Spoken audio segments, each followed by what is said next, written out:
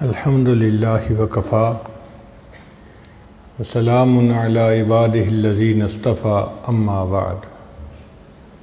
अऊज़ु बिल्लाहि मिनश शैतानिर रजीम बिस्मिल्लाहिर रहमानिर रहीम। इन्ना अरदनल अमानता अलस समावात वल अर्द वल जिबाल फ़अबैन अन यहमिलनहा व अशफ़क़न मिनहा व हमलहल इंसान इन्नहु कान ज़लूमन जहूला।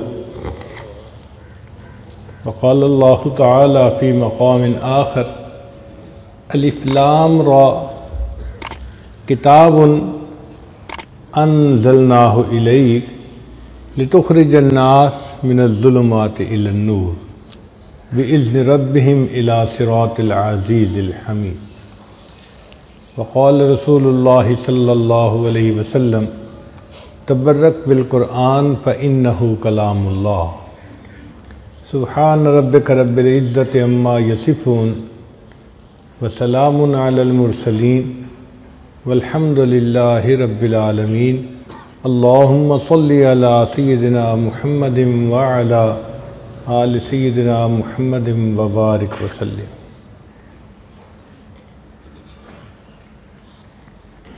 अल्लाह रब्बुल इज़्ज़त ने कुरान मजीद को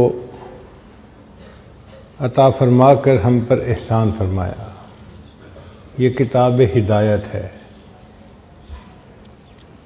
भूले भटके इंसानों को सीधा रास्ता दिखाने वाली किताब,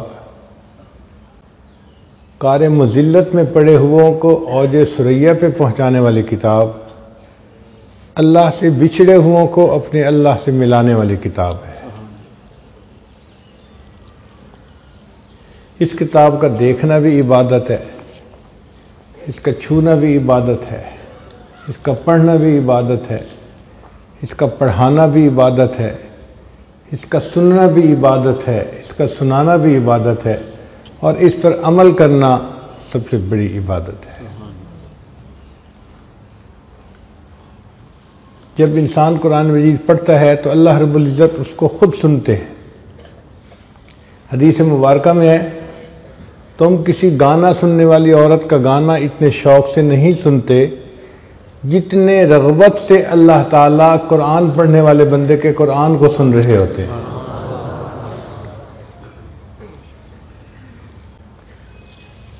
फरिश्तों को अल्लाह ताला ने कुरान मजीद सुनने की सलाहियत दी, पढ़ने की सलाहियत नहीं दी। फरिश्तों में से सिर्फ हज़रत जिब्राईल अलैहिस्सलाम को अल्लाह ताला ने पढ़ने का इस्तिस्ना अता फरमाया और उन्होंने नबी अलैहिस्सलाम के साथ कुरान मजीद का दौरा फरमाया। बाकी फरिश्ते नहीं पढ़ सकते। अब जो काम इंसान खुद ना कर सकता हो, कोई दूसरा कर रहा हो तो ताज्जुब से इंसान देखता है। जब कोई कुरान पढ़ता है तो फरिश्ते वहाँ भागे आते हैं, इकट्ठे हो जाते हैं, एक दूसरा तीसरा चौथा। आप यूँ समझें कि फ़र्ज़ को यहाँ कारी अब्दुल बासित अब्दुल समद कुरान मजीद पढ़ रहे हैं। अब जो लोग भी सुनेंगे ना वो सब इकट्ठे होने शुरू हो जाएंगे और एक बड़ा मजमा लग जाएगा। बिल्कुल इसी तरह जब कोई भी कुरान मजीद पढ़ता है, मर्द हो या औरत हो, तो फरिश्ते इकट्ठे होने शुरू हो जाते हैं। हत्ता के फरिश्तों का उस बंदे के सर से लेके आसमान तक एक मजमा लग जाता है और वो फरिश्ते उस बंदे से मोहब्बत करते हैं। हदीस मुबारका में है कि उनको उसका पढ़ना इतना अच्छा लगता है कि फरिश्ता उस कारी के लबों पर आकर अपने लब रगा देता है, यानी उसके लबों को बोसा देता है। कुरान मजीद का पढ़ना उन फरिश्तों के नज़दीक इतना आला अमल है। और अल्लाह ताला उस बंदे के कुरान मजीद का जवाब भी देते हैं। चुनाचे बंदा पढ़ता है अल्हम्दुलिल्लाहि रब्बिल आलमीन, अल्लाह रब्बुल इज़्ज़त खुद जवाब देते हैं उसको, हमेदनी अब्दी, मेरे बंदे ने मेरी हम्द बयान फरमाई।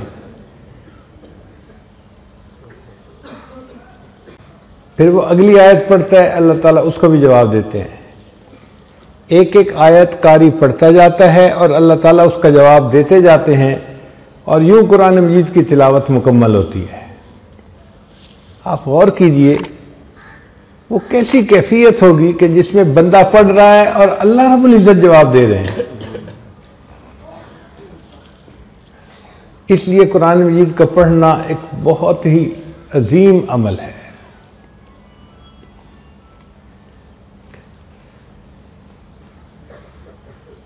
इमाम आज़म इमाम आसिम कूफी रहमतुल्लाह अलैह, शायद उनका ये वाक़या है जो मेरी याददाश्त में है, मुमकिन है किसी और कारी का हो।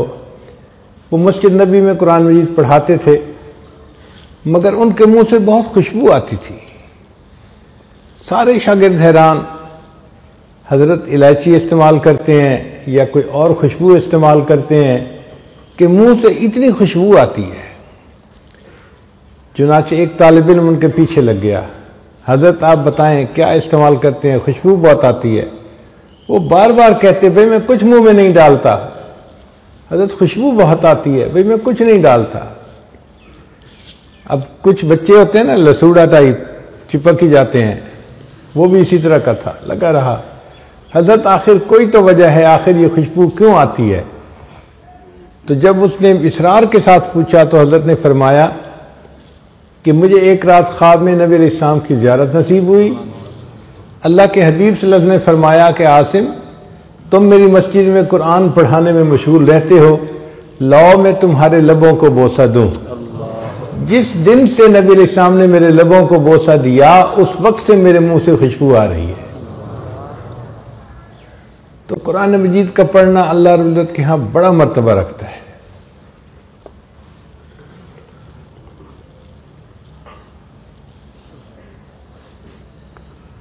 इंसान कुरान मजीद को पढ़े तो मोहब्बत के साथ, शौक के साथ।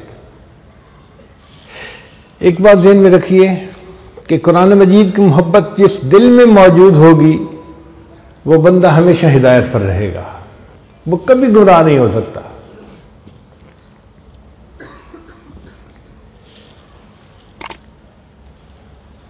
मैं आज आपको दो वाक़या सुनाता हूं,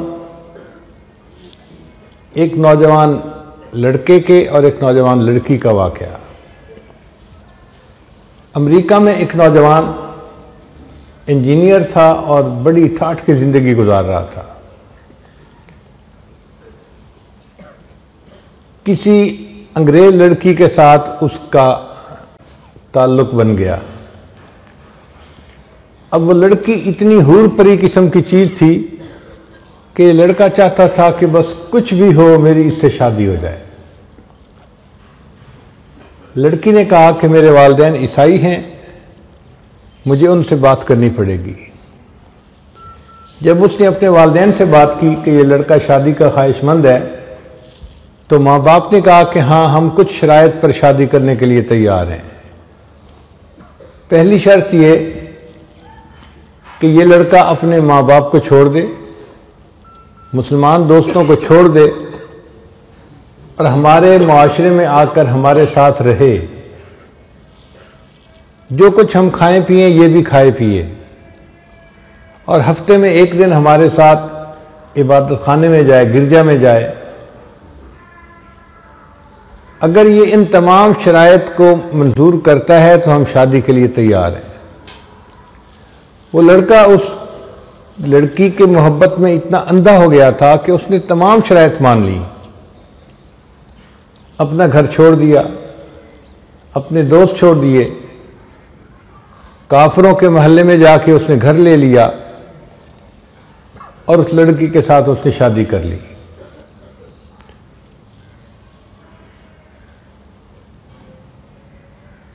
वो आदमी कहता है कि मैं बस अपनी शहवात को पूरा करने में लगा हुआ था,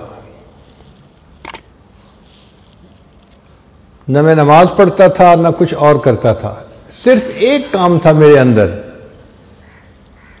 कि मेरे घर का जो दरवाज़ा था उसके सामने दीवार के ऊपर कुछ अलमारी बनी हुई थी, उसमें किताबें रखी हुई थी और उन किताबों में एक अल्लाह का कुरान भी रखा हुआ था। मैं घर में आते जाते उसके ऊपर नजर डालता और अपने दिल में अपने आप को मलामत करता कि तू नफ्स का पुजारी है, नफ्स का बंदा है, तूने अपने नफ्स की खातिर सबको छोड़ दिया। लेकिन ये कुरान मेरे अल्लाह का कलाम है। मैं उस कुरान मजीद पर मोहब्बत की नजर डालता था, सिर्फ मोहब्बत की नजर, पढ़ता नहीं था, आते जाते मोहब्बत से देखता था बस। कई साल इसी तरह गुजर गए। एक दिन मैं दफ्तर से वापस आया तो मैंने देखा कि उस जगह पर कुरान मजीद नहीं पढ़ा हुआ। तो मैंने अपनी वाइफ से पूछा कि यहां एक सब्ज रंग की किताब थी, उसका क्या बना? उसने कहा मैंने किताबों की सफाई की। जिन किताबों को ना आप पढ़ते हैं ना मैं पढ़ती हूं, मैंने उन किताबों को निकाल के बाहर रद्दी के टोकरे में फेंक दिया है। वो कहते हैं कि जब मैंने सुना कि अल्लाह के कुरान को ट्रैश कैन में इसने फेंक दिया तो मैं फौरन भागा और मैंने ट्रैश कैन को उठाया और मैंने उसको चूमा कि बेअदबी हो गई। वो मुझे देख रही थी। उसने कहा कि तुझे क्या हुआ, क्या हो गया, क्यों जज्बाती हो रहा है? मैंने कहा तुझे नहीं पता ये कुरान है, अल्लाह का कलाम है। उसने कहा अच्छा, अभी भी तुम्हारे अंदर इस्लाम की कोई रमक बाकी है? मैं जाती हूं, मैं अभी अपने माँ बाप को बता के आती हूं। चुनाचे वो लड़की तो अपने माँ बाप को बताने चली गई और ये लड़का उसी वक्त करीबी मस्जिद में आके अपने अल्लाह को मनाने आ गया। कुरान मजीद पर मोहब्बत की नजर डालने की वजह से अल्लाह ने इसके ईमान की हिफाजत फरमा ली। फिर इसने तौबा की, उस लड़की को तलाक दी और किसी मुसलमान लड़की से शादी की और बकिया जिंदगी इसने नेकी के ऊपर गुजारी।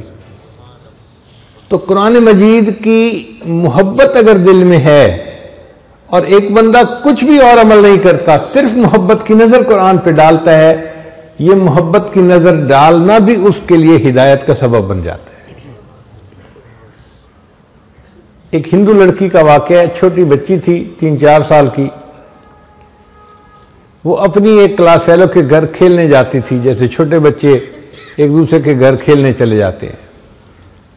जिस बच्ची के घर खेलने जाती थी वो मुसलमान थी और उसकी वालदा अपने घर में बच्चियों को कुरान पढ़ाती थी। चुनाचे इसकी क्लास फेलो लड़की कुछ देर खेलती और फिर उसकी वालदा उसको कुरान पाक पढ़ने के लिए बुला लेती। इसका दिल चाहता कि मैं अभी घर न जाऊं तो ये उसके साथ कुरान पाक पढ़ने बैठ जाती। हिंदू लड़की है, हिंदू घराने की। इसने इब्तदाई कायदा भी पढ़ लिया, फिर बाकायदा कुरान मजीद अपनी क्लास फेलो के साथ पढ़ना शुरू कर दिया। माँ बाप को कुछ खबर नहीं।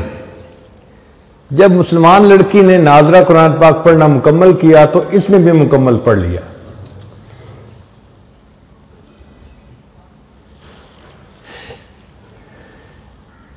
फिर एक वक्त आया कि यह बच्ची जवान हो गई। माँ बाप ने इस लड़की की शादी हिंदुओं में एक ऐसे नौजवान से की जो बहुत मुतशद्दिद हिंदू था, बहुत मुतशद्दिद था। वो मुसलमानों का नाम सुनना ही पसंद नहीं करता था। अब जब लड़की की शादी होने लगी तो वो अपनी दोस्त की वालदा को आकर बताने लगी कि मैंने आपसे कुरान मजीद तो पढ़ना सीख लिया और मैंने अपने दिल में कलमा भी पढ़ लिया है। माँ बाप को नहीं बता सकती, अगर बताऊंगी तो बस उसी वक्त मुझे वो कत्ल कर देंगे। और अब मेरी जिससे शादी हो रही है वो भी हिंदू है और मुतशद्दिद है, मैं क्या करूं? उसकी उस्तानी ने उसको तसल्ली दिलाई कि तुझे कुरान मजीद से मोहब्बत है, अल्लाह ताला तेरे ईमान को ज़ाया होने से बचाएंगे। चुनाचे उस उस्तानी ने उसके लिए शादी का तोहफा तैयार किया और उसके बिल्कुल नीचे कुरान मजीद भी रख दिया। जब तोहफा दिया तो उसने उसकी वालदा को कहा, लड़की की वालदा को, कि इसकी पैकिंग हमने बहुत खूबसूरत करवाई है, हमारा दिल चाहता है कि ये बच्ची इस पैकिंग को यहां ना खोले, अपने ससुराल में जाके खोले। तो माँ बाप ने बात को मान लिया। चुनाचे इस तरह जब वो लड़की रुखसत होकर अपने ससुराल में पहुंची तो कुरान मजीद का एक नुस्खा भी उसके साथ उसके घर में पहुंच गया। लड़की ने वहां जाके उसको अपने कहीं सामान में छुपा दिया। अब उसका खामिन जब दफ्तर चला जाता और वो घर पे अकेली होती तो वो कुरान मजीद को निकाल के रोजाना पढ़ती थी और खामिन के आने से पहले पहले फिर छुपा देती थी। कई साल उसने इसी तरह गुजार दिए, हत्ता कि वो हामला हो गई। अब वो सोचती मैंने अपने ईमान को छुपाया हुआ है, खामिद घर पे नहीं होता तो मैं कुरान मजीद पढ़ लेती हूं। अगर मेरा बच्चा पैदा हुआ तो मेरे बच्चे का ईमान का क्या बनेगा। और वो दुआएं मांगती कि अल्लाह कोई ऐसी तरतीब बना कि मैं अपने बच्चे को कलमा पढ़ाऊं और वो भी मुसलमान बन जाए। कोई सूरत नजर नहीं आती थी। अल्लाह की शान देखें, एक दिन उसके खामिद ने हॉस्पिटल में टेस्ट करवाए तो कैंसर डायग्नोज हो गया कि जिस बंदे को कैंसर है। खामिद बड़ा परेशान घर आया, अपनी बीवी को देख के रो रहा है। बीवी ने पूछा रो क्यों रहे हो? उसने कहा तू इतनी खूबसूरत है, इतनी वफादार, इतनी मोहब्बत करने वाली है और तेरा मेरा साथ अब चंद दिन का है, मैं बस अब मरने के करीब हूं। डॉक्टर ने मुझे लाइलाज करार दे दिया है। कैंसर इतना फैल गया है कि वो कहते हैं कि बस तू 1 महीना भी जिंदा नहीं रहेगा। उस बीवी ने कहा कि नहीं आप परेशान ना हो, मेरे पास इसकी एक दवा है, वो मैं करती हूं, मुझे उम्मीद है आप सेहतयाब हो जाएंगे। तो खामिद ने वादा कर लिया कि अगर मैं सेहतयाब हो गया तो जो तुम कहोगे मैं वो काम कर दूंगा, मैं पूरी कर दूंगा तुम्हारी ख्वाहिश को। उस लड़की ने सूरह फातिहा पढ़ के उसको दम करना शुरू कर दिया, क्योंकि उसने अपनी उस्तानी को देखा था, वो बीमार बच्चों को सूरह फातिहा पढ़ के दम किया करती थी। खामिद पूछता तुम ये क्या कर रही हो? वो कहती कि मैं तुम्हारा इलाज कर रही हूं, तुम्हारा मेरा वादा है, अगर तुम सेहतमंद हो गए तो बस मेरी बात को मानोगे। तो खामिद ने उससे मजीद पूछना छोड़ दिया कि तुम क्या करती हो क्या नहीं करती। अल्लाह की शान, 1 महीना वो लड़की उसको सूरह फातिहा पढ़ के दम करती रही। फिर महीने के बाद जब टेस्ट करवाए तो डॉक्टर ने कहा कि आपको तो कभी जिंदगी में कैंसर का निशान तक नहीं था। अल्लाह ने उसको सेहत अता फरमा दी। अब जब रिपोर्टें बिल्कुल क्लियर आ गई, खामिद ने बीवी को कहा कि मैं अपना वादा पूरा करता हूं, बताओ क्या कहती हो? उसने कहा कि आप कलमा पढ़ो, मुसलमान हो जाओ। उसने पूछा तुम ये बात क्यों कर रही हो? फिर लड़की ने अपनी पूरी स्टोरी सुनाई कि मैं अपनी क्लास फेलो की वजह से मुसलमान औरत के घर में जाती थी और मैंने वहां से कायदा पढ़ा, कुरान पाक पढ़ना सीखा और मैं दिल में मुसलमान हो गई थी। और जब आप दफ्तर चले जाते थे तो मैं पीछे कुरान पाक की तिलावत करती थी और मैं दुआ करती थी कि अल्लाह करे कि आप भी मुसलमान हो जाएं और मेरी होने वाली औलाद भी मुसलमान हो। अब आप मेरी बात को माने, आपने वादा किया हुआ है। अल्लाह की शान कि उस नौजवान ने कलमा पढ़ा, वो भी मुसलमान हो गया। फिर इस औरत के यहां बेटा हुआ, इसने अपने बेटे को भी कलमा सिखाया। अब ये मियां बीवी और बेटा सब मुसलमान कलमा पढ़ने वाले। इनको डर ये था कि हम अगर इजहार कर देंगे तो हमारे बिरादरी वाले हमें जिंदा नहीं छोड़ेंगे। खामिद ने कहा फिक्र ना करो, मैं इसका बंदोबस्त करता हूं। उसने अपनी जॉब के लिए सऊदी अरब अप्लाई किया और अल्लाह ने उसको एक अच्छी जॉब अता फरमा दी। चुनाचे ये अपनी बीवी और बच्चे को लेकर सऊदी अरब चला गया और बाकी जिंदगी इसने सऊदी अरब में मुसलमान बन के गुजारी। ये कुरान मजीद की तिलावत भी करता था और वहां 5 वक्त की नमाजें भी पढ़ता था। कुरान मजीद की मोहब्बत ने उस लड़की के ईमान को बचा लिया। कुरान मजीद कहफ है, जैसे असहाब कहफ के ईमान को अल्लाह ने कहफ के अंदर महफूज फरमा लिया था, कुरान मजीद भी कहफ है, जो इससे मोहब्बत करेगा उसका ईमान महफूज रहेगा। चुनांचे कुरान मजीद की बाकायदा तिलावत करना, इसका दर्स सुनना, तर्जमा पढ़ना, इसको याद करना, ये सारा का सारा ऐसा अमल है कि जिससे अल्लाह ताला बंदे के ईमान की हिफाजत फरमाते हैं।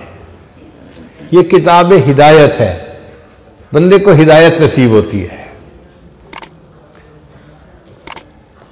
आप अगर रक्शे को देखें ना तो देखते ही पता चलता है कि ये एक ऐसी मशीन है जो बच्चों, औरतों को, मर्दों को मोहल्ले के एक हिस्से से लेकर दूसरे हिस्से तक पहुंचा देती है।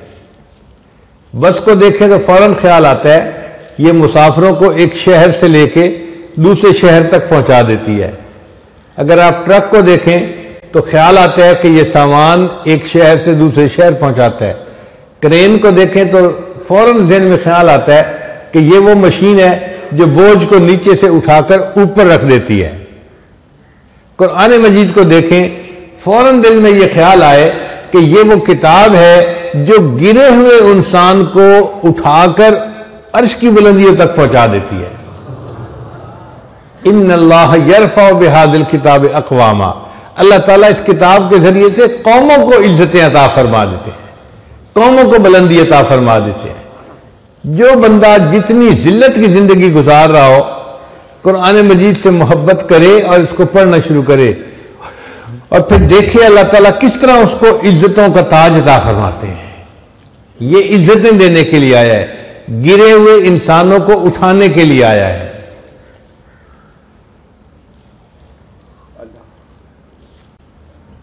कुरान अज़ीमुश्शान। सैयदना उमर लानो के ज़माने आप अपने फौजियों को लेके मक्का मुकरमा में एक पहाड़ी के ऊपर चढ़ रहे हैं। एक जगह टर्न लेते हुए आप रुक गए और नीचे वादी में देखना शुरू कर दिया।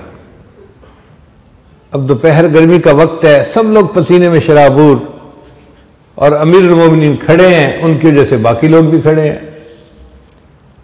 किसी ने पूछा, अमीरुल मोमिनीन खैरियत तो है, आपकी वजह से इतने लोग धूप में खड़े हैं। तो उमर लाना ने फरमाया कि हाँ, ये वो जगह है जहां मैं अपने कुफ्र की हालत में ऊंटों को चराने के लिए आता था और मुझे ऊंट चराने नहीं आते थे, तो मेरा वालिद खिताब मुझे डांटता था, मारता था, उमर तू भी क्या जिंदगी गुजारेगा, तुझे तो ऊंट चराने भी नहीं आते। एक वो जमाना था कि उमर को ऊंट चराने नहीं आते थे और आज इस्लाम और कुरान की बरकत से अल्लाह ने उमर को अमीरुल मोमिनीन बना दिया है। ये यूं उठाती है किताब कि जिसको जानवर चराने नहीं आते उसको अमीरुल मोमिनीन बना देती है। इज्जतें अता करने वाली किताब, और ये दिलों में अपना रास्ता खुद बना लेती है। आप बताइए, दरियाओं के रास्ते कभी किसी ने बनाए? दरिया अपने रास्ते खुद बना लिया करते हैं। ये कुरान मजीद रहमत का वो दरिया है जो सीनों में अपने रास्ते खुद बना लिया करता है।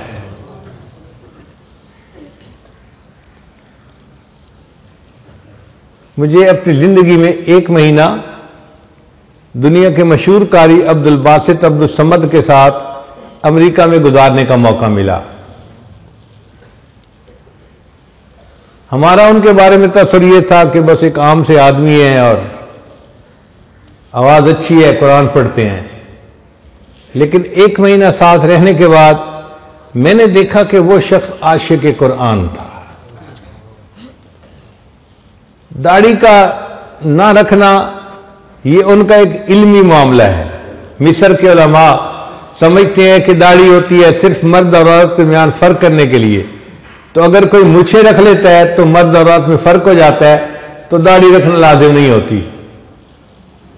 इसी वजह से अल्लामा इकबाल ने भी दाढ़ी नहीं रखी, हालांकि ये बंदा अंदर से औलिया की सिफात रखने वाला बंदा था। मैंने देखा कारी साहब को हर वक्त कुरान मजीद की तिलावत करते थे। हमें पता चला कि रोजाना एक कुरान मजीद पढ़ने का उनका रोज का मामूल है।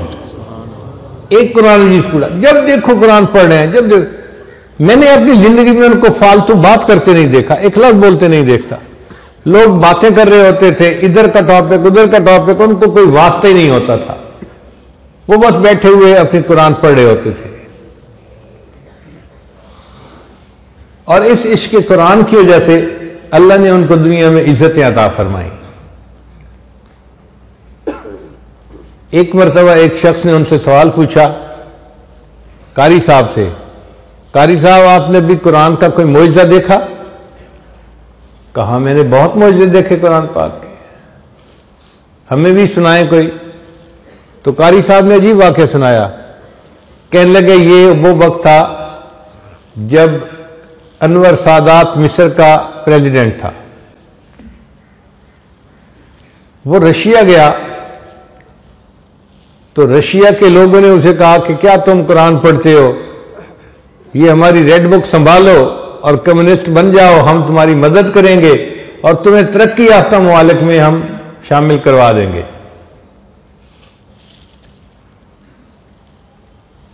तो इसने आगे से कुछ जवाब देने की कोशिश तो की, मगर उनकी तसल्ली न करवा सका। तो दिल में कसक रह गई कि मैंने बात का जवाब ठीक नहीं दे सका। कोई 1-2 महीने के बाद दोबारा उसने रशिया जाना था। कारी साहब कहते हैं मुझे सदर साहब का पैगाम मिला कि आपने मेरे साथ रशिया जाना है। मैं सोच में पड़ गया, कारी अब्दुल बासित की जरूरत पड़े तो सऊदी अरब में, पाकिस्तान में, मुसलमान ममालिक में जहां इस कुरान के मानने वाले मिलते हैं। रशिया तो दहरियों का मुल्क है, कम्युनिस्टों का मुल्क है, वहां कुरान मजीद सुनने वाला कौन होगा। खैर मैं तैयारी करके साथ चला गया। वहां जाके सदर साहब ने उनसे मीटिंग की। जब मीटिंग के बाद आपस में गुफ्तगू अपनी पर्सनल शुरू हुई तो सदर साहब ने कहा कि ये मेरे साथी हैं, ये कुछ पढ़ेंगे।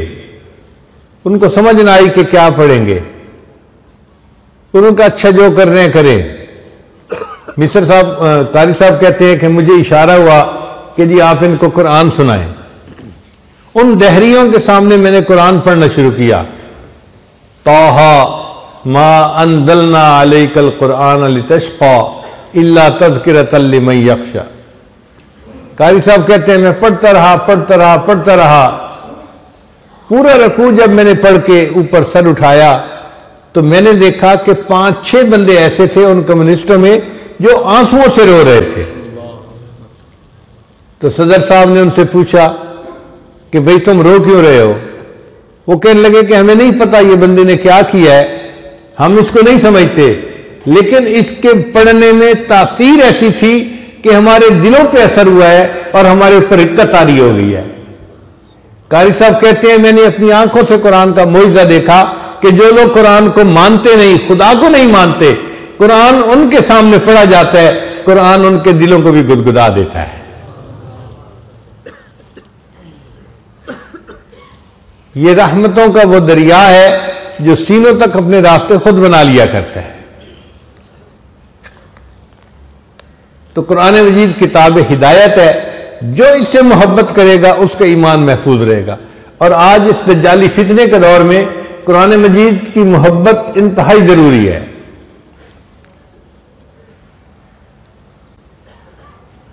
इसलिए जिस घर में एक हाफिज होगा वो 10 बंदों को लेकर जन्नत में जाएगा। 10 बंदों का क्या मतलब? आमतौर पर एक घर के 10 बंदे होते हैं एवरेज, 2 माँ बाप और 2 बड़े, नाना नानी या दादा दादी, चलो वो भी साथ रहते हैं तो 4 हो गए, और 5-6 बच्चे। तो इसका मतलब कि 9-10 के अंदर अंदर एक एवरेज फैमिली होती है। ज्यादा भी हो सकती है, औलाद ज्यादा हो गई, और कई की कम होती है तो कम भी होते हैं। तो एवरेज आमतौर पर आप देखेंगे कि एक फैमिली के 10 मेंबर होते हैं। तो एक हाफिज 10 बंदों को लेकर जन्नत में जाएगा। यानी जिस घर में कोई बच्चा या कोई बच्ची हाफिज या हाफिजा होगी, उस घर के सारे लोग अल्लाह के फजल से जन्नत में जाएंगे। अब बताइए कितना सस्ता सौदा है। और एक आलिम 400 बंदों को लेकर जन्नत में जाएगा। उसमें क्या हिकमत है?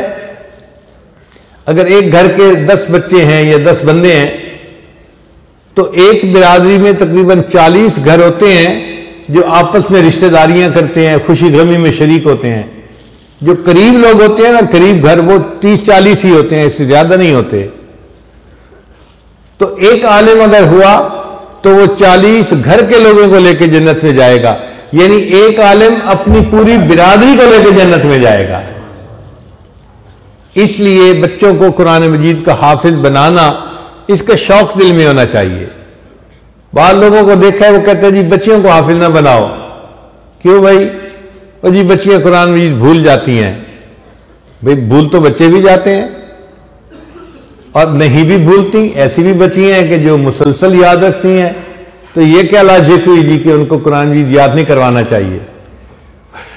तो जी शादी के बाद फुर्सत नहीं मिलती, बच्चे हो जाते हैं, फुर्सत नहीं मिलती, महीने में 10 दिन तो वैसे ही कुरान नहीं पढ़ना होता, तो बच्चियां भूल जाती हैं, इनको कुरान नहीं याद करवाना चाहिए। कभी इस आइडिया को बाई ना करें। देखें, औरत की जिंदगी के 3-4 फेज होते हैं। पहले जिंदगी के 20-25 साल वो पढ़ाई का फेज होता है। वालिदैन के घर में रहती है, कॉलेज यूनिवर्सिटी में पढ़ती है, कुरान मजीद पढ़ती है, आलमा बनती है, वो पढ़ाई की उम्र है, ये पहला फेज है। फिर दूसरा फेज उसकी शादी हो जाती है। अब शादी के बाद उसकी औलाद होती है, बच्चे होते हैं, ये फैमिली बनाने का फेज है औरत के लिए। तो औरत अपना घर बनाती है, एक घर का सेटअप तैयार होता है। ये भी तकरीबन 15-20 साल का फेज होता है। 40 साल की उम्र तक वो अपने बच्चों से फारिग हो चुकी होती है। फिर उसके बाद एक तीसरा फेज आता है जिसमें उसके बच्चे भी बड़े हो चुके होते हैं और घर में उसके बहुएं भी आ चुकी होती हैं और वो घर की मलका होती है। उस वक्त खामिन के दिल में भी जगह बन चुकी होती है और उस वक्त ये आंटी जो है बड़ी बाइख्तियार औरत होती है। घर को मदरसा बनाना चाहे तो बना सकती है, बच्चों को दीन पढ़ाना चाहे तो पढ़ा सकती है, इसका हुक्म चलता है। ये जो उम्र है ना औरत की 40, 50, 60, ये ऐसी उम्र है कि अक्सर औरतें इसमें मुसल्ला संभाल लेती हैं। जो नेक होती हैं वो मुसल्ला संभाल लेती हैं और जो नेक नहीं होती वो गीबतों में और रस्म रिवाज में और कलर मैचिंग में लगी होती हैं। लेकिन अक्सर औरतों को देखा कि वो नमाज पढ़ती हैं, दुरूद शरीफ पढ़ती हैं और नेकी करती हैं इस उम्र में। वो बच्ची जो हाफिजा बनी थी और उसने इतना कुरान पाक नहीं पढ़ा था और भूल गई थी, हमने देखा इस उम्र में आके वो औरत अपने कुरान मजीद को फिर ताजा कर लेती है और उसकी उम्र में ये हिस्सा ऐसा होता है कि वो कुरान मजीद की पक्की हाफिजा बन जाती है। इसलिए बच्चियों को जरूर हाफिजा बनाना चाहिए। वो दुनिया से जाती हैं तो हिफ्ज के नूर को साथ लेके जाती हैं और इसकी बरकत उनको पूरी जिंदगी महसूस होती है।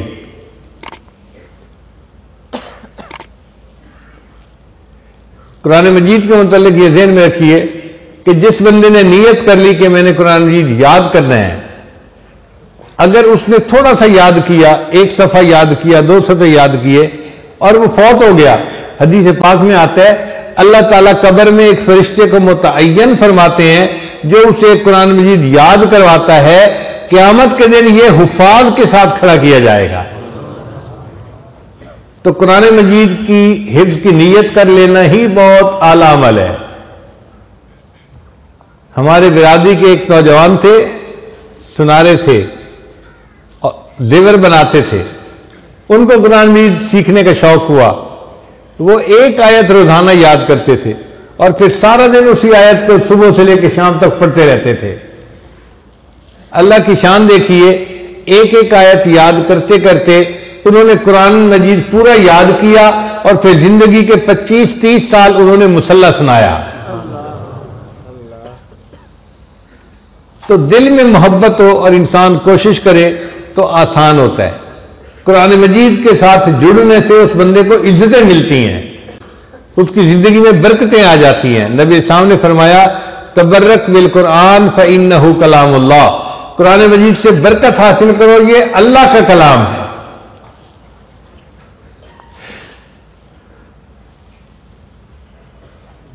तो कुरान मजीद की मोहब्बत को दिल में बढ़ाइए और कुरान मजीद की तिलावत को अपने लिए हिर्ज़े जा बना लीजिए। कोई दिन कुरान मजीद के तिलावत के बगैर नहीं गुजरना चाहिए। अगर ऐसी मोहब्बत दिल में आ गई तो ईमान महफूज रहेगा। और यह भी ध्यान में रखिए कि दुनिया में जिस किसी को इज्जत मिली, कुरान मजीद के इश्क की वजह से इज्जत मिली। जिसको भी इज्जत मिली कुरान मजीद के इश्क की वजह से। आप देखिए इस उम्मत में सबसे आला मकाम किसने पाया? सैयदना सिद्दीक़ अकबर अन्हु ने। और सैयदना सिद्दीक़ अकबर अन्हु कुरान मजीद के इश्क में सहाबा से आगे निकल गए थे। जब इफ्क का वाक़या पेश आया और नबी अलैहिस्सलाम सिद्दीक़ अकबर अन्हु के घर गए तो सिद्दीक़ अकबर क्या कर रहे थे? कुरान बैठे पढ़ रहे थे। ये कुरान की मोहब्बत थी जिसने उनको अंबिया के बाद मखलूक में सबसे ज्यादा अफजल मकाम अता फरमा दिया। बाकी खुलफाए राशिदीन की जिंदगियों में देखिए, आपको कुरान मजीद का इश्क नजर आएगा उनकी जिंदगियों में। सैयदना उस्मान गनी तो खैर बहुत बड़े आशिक के कुरान थे। फरमाया करते थे लौ तहरत कुलूबुकुम मा शबिअतुम मिन कलाम रब्बिकुम, अगर तुम्हारे दिल पाक साफ होते तो ये कुरान मजीद पढ़ने से कभी भी ना भरते। आज कुरान मजीद पढ़ने को दिल क्यों नहीं चाहता? गुनाहों के असरात दिल पे होते हैं। अगर ये असरात ना होते तो दिल चाहता कुरान मजीद पढ़ते रहें पढ़ते रहें पढ़ते रहें। जिस तरह एक प्यासा बंदा धूप से घर में आता है तो उसको खाने के लिए आइसक्रीम दे दी जाए तो वो हर चम्मच को खाता है और मजे ले लेके खाता है। इसी तरह अल्लाह वालों के दिल में कुरान मजीद की ऐसी मोहब्बत होती है, वो इसकी एक एक आयत को पढ़ते हैं और हर हर आयत के पढ़ने पर कुरान मजीद के उनको मजे आ रहे होते हैं। इसलिए इमाम आजम अबू हनीफा रहमतुल्लाह अलैह रमजान मुबारक में 63 मरतबा कुरान मजीद मुकम्मल पढ़ा करते थे। एक दिन में और एक रात में 60 हो गए और 3 तरावी के अंदर तो 63 कुरान मजीद का मामूल था। और इमाम आजम को ये जो बड़ा मर्तबा मिला ये इसी इश्क कुरान की वजह से मिला। इमाम शाफी रहमतुल्लाह अलैह आशिक कुरान थे। अपने बारे में खुद फरमाते हैं कि मैं मक्का मुकरमा से मदीना गया और मुझे रास्ते में 16 दिन लगे और 16 दिन में मैंने 16 मरतबा कुरान मजीद मुकम्मल पढ़ लिया। हमें अजीब लगता है एक कुरान मजीद रोज पढ़ लेना, मगर हमारे मशाइख में से बहुत सारे ऐसे थे जिनका ये मामूल रहा। इस वक्त हमारे साथ जो ताल्लुक रखने वाले लोग हैं उनमें से 4 खवातीन ऐसी हैं जिनका कुरान मजीद रोज पढ़ने का मामूल है। वो जिंदगी इस तरह गुजार रही हैं। फोन पे उन्होंने बताया कि जी हम फजर का नाश्ता करने के बाद मुसल्ले पे बैठ जाती हैं और कुरान पाक पढ़ने लग जाती हैं और मगरिब से पहले पहले पूरे कुरान मजीद को पढ़ के हम दुआ कर लेती हैं। उनमें 3 औरतें तो चलो 40-50 की उम्र में थी, बड़ी उम्र की थी, लेकिन एक नौजवान लड़की थी, उसकी उम्र सिर्फ 32 साल थी। वो भी एक कुरान मजीद पढ़ती है और ऑस्ट्रेलिया में रहती है।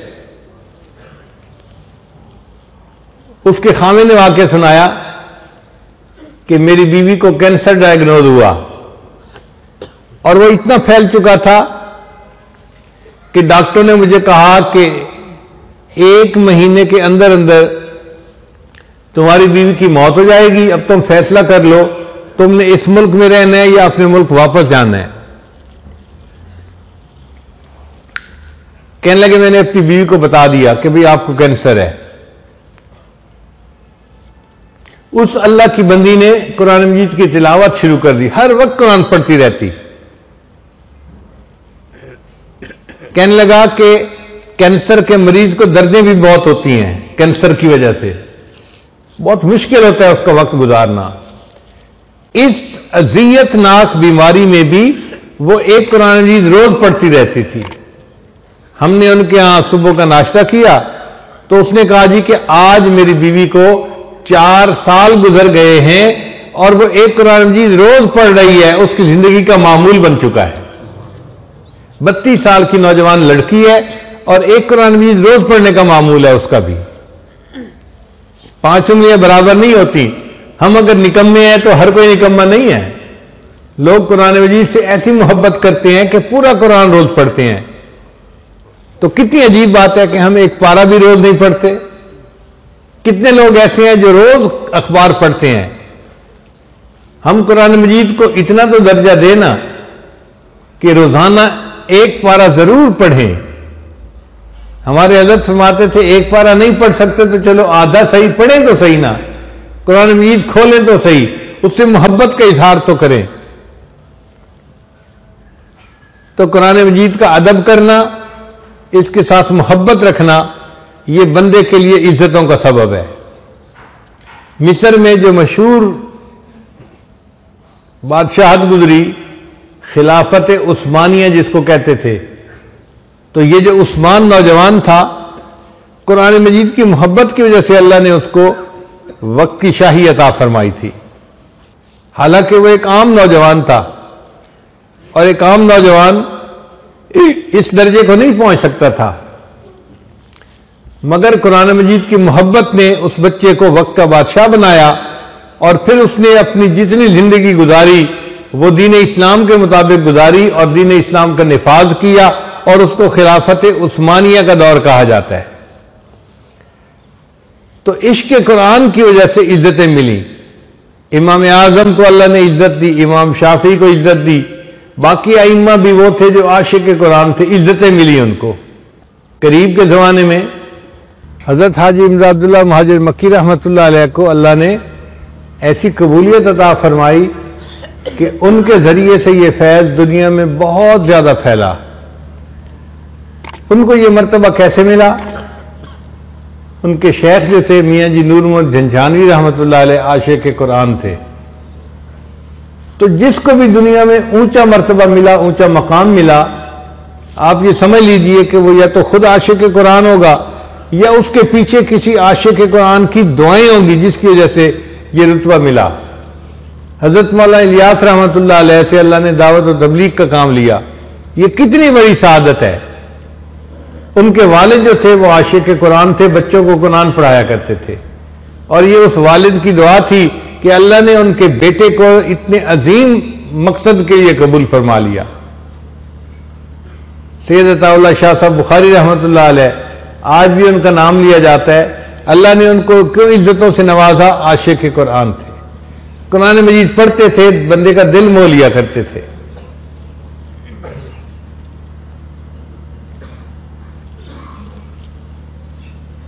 एक मरतबा अलीगढ़ कॉलेज में उनका प्रोग्राम रखा गया।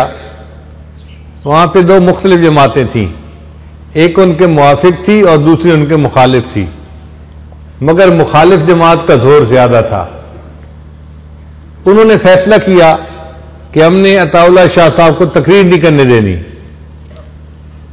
चुनाचे जब उनको स्टेज पे बुलाया गया कि शाह साहब आए तकरीर करें, तो वो तलबा खड़े हो गए और उन्होंने नारेबाजी शुरू कर दी, हुल्लड़बाजी शुरू कर दी कि हमने बयान नहीं सुनना, नहीं सुनना। बहुत शोर मचाया। हज़रत शाह साहब माइक पे तशरीफ लाए और तलबा को फरमाया कि अजीज तलबा, मुझे तकरीर के लिए बुलाया गया है और आप कहते हैं कि हमने तकरीर नहीं सुननी। मैं आपकी बात मान लेता हूं, मैं तकरीर नहीं करता, मगर मैं इतना सफर करके आया हूं, तो क्या आप मुझे इजाजत देते हैं मैं आप लोगों को एक कुरान मजीद का रुकू सुना दूं? अब इस बात पे तलबा के अंदर 2 धड़े बन गए। बात कहते थे हम नहीं सुनना, दूसरे कहते थे कुरान नहीं सुनना, ये क्या बात हुई? चुनाचे सुनने वाले लोग गालिब आ गए और उनका जी हज़रत आप कुरान सुनाइए। हजरत शाह साहब ने एक रुकू की तिलावत फरमाई और कुरान मजीद की तासीर ऐसी थी कि पूरे मजमे के दिल जो थे उससे मुतासिर हुए। रुकू मुकम्मल करने के बाद हजरत ने फरमाया कि मैं सामीन से ये पूछता हूं, अगर इजाजत दे तो मैंने जो रुकू पढ़ा है मैं उसका कुछ तर्जमा आपके सामने पेश कर देता हूं। मजमे ने कहा बहुत अच्छा, और हजरत शाह साहब ने 3 घंटे तकरीर फरमाई। तो दुनिया में जिसको इज्जतें मिली होंगी ना, जहां भी मिली, या तो वो खुद आशिक कुरान होगा या उसके पीछे किसी न किसी आशिक कुरान की दुआ होगी, उसकी मां कुरान मजीद की आशिका होगी, उसका वालिद कुरान मजीद का आशिक होगा। उसकी दुआओं की बरकत से अल्लाह ने उस बच्चे को फिर ये अजमत अता फरमाई। आप इस इदारे को जो देख रहे हैं, इतना बड़ा इदारा है और 27 मुल्कों में कुरान मजीद की तालीम जारी है। उसकी वजह यह है कि हजरत कारी साहब के अंदर अल्लाह ने कुरान मजीद की मोहब्बत रखी है। उस कुरान मजीद की मोहब्बत का यह नतीजा है कि अल्लाह ने उनको इज्जतें अता फरमा दी है। इन्नल्लाह यरफ़उ बिहाज़ल किताब अक़वामा, अल्लाह इस किताब के जरिए से कौमों को बुलंदी अता फरमाते हैं। आप कुरान मजीद से मोहब्बत करके तो देखिए, आपको खुद बात समझ में आ जाएगी। हमारे हज़रत रहमतुल्लाह अलैह फरमाते थे, तेरे हाथ में हो कुरान और तू दुनिया में रहे परेशान,